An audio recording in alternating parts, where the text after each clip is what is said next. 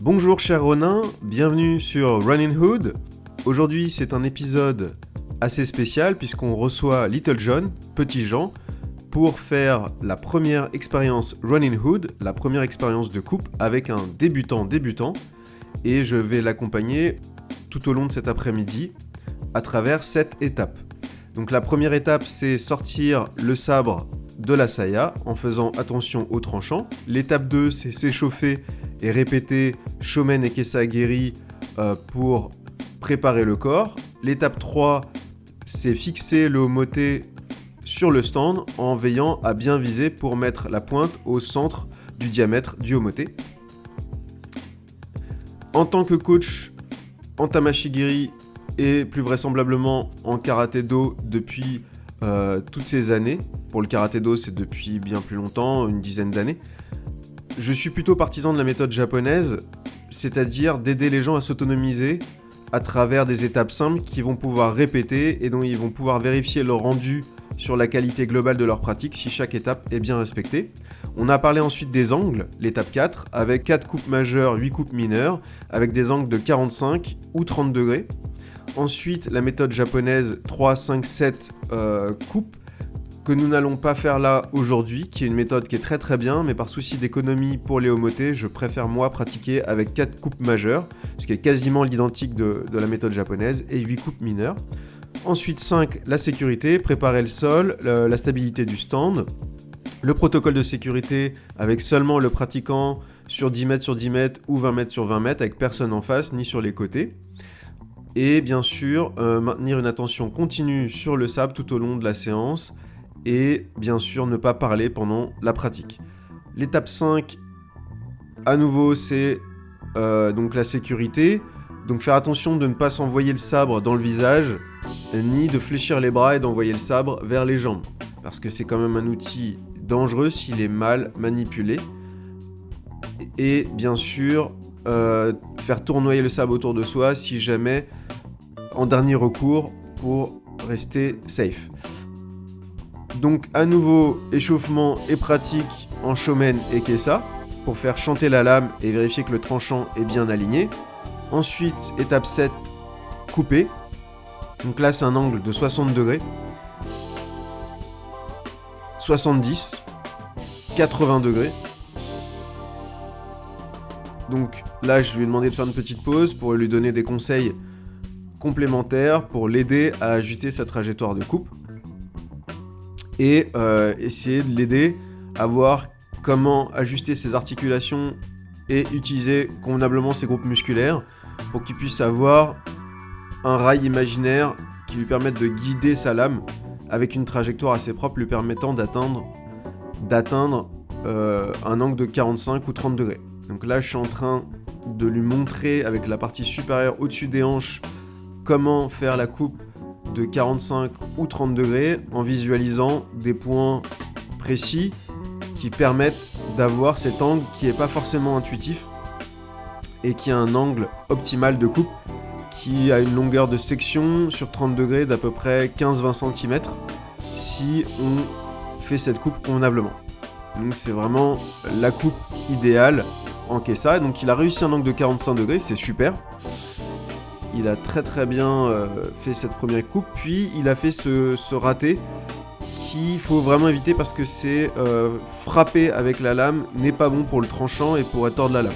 Faut vraiment pas frapper, faut traverser, couper. Coupe de 90 qui était convenable. Donc là ensuite j'ai retiré la pointe du stand pour faire une coupe sans inertie.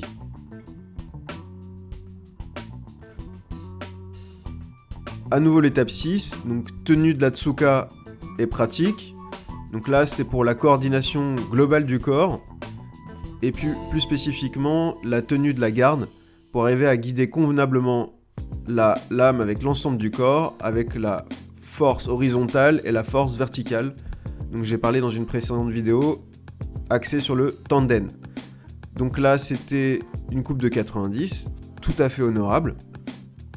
Petite pause, et là je lui redonne le sabre. Nettoyage, et à nouveau des conseils sur mesure personnalisés pour le guider au fur et à mesure de ses coupes et de sa performance pour l'aider à activer les bons groupes musculaires et à arriver à avoir la meilleure optimisation entre effort musculaire et relâchement, parce que les deux sont nécessaires dans les arts martiaux japonais. Autant en karaté qu'en Tamashigiri Batodo et Iaido. Là, c'était une coupe de 60. Donc à nouveau, petit conseil pour l'aider à optimiser son mouvement de coupe. En l'aidant à avoir la bonne proprioception, c'est la bonne perception des groupes musculaires qui rentrent en jeu dans le mouvement de coupe. Là, j'étais à 45 degrés à plus de 10 mètres, en zone de sécurité. À nouveau, on fait chanter la lame en Shomen et Kessa pour répéter le mouvement et s'assurer que le tranchant est bien aligné.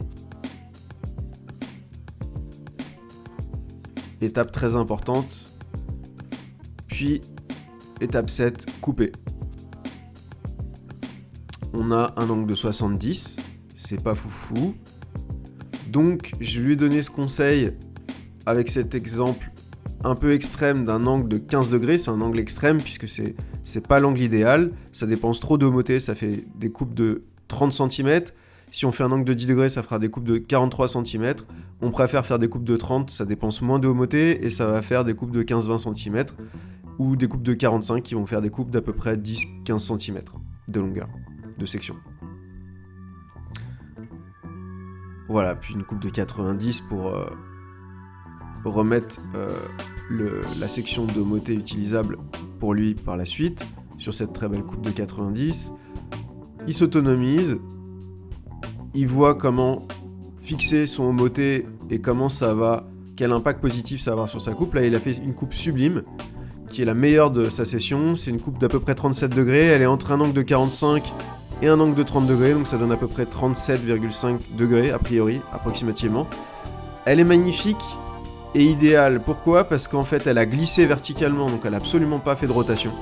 C'est-à-dire qu'il n'y a aucune opposition entre le tranchant de la lame et ce omoté qui est un Mugendachi, donc un omoté de compétition qui est une densité incroyable. Donc il a encore plus de mérite puisque c'était un sabre de 1060 Ronin Dojo Pro, donc avec 0,6% de carbone, donc c'est pas l'idéal. Donc c'est un sabre pas très bien équilibré, il l'a très bien coupé.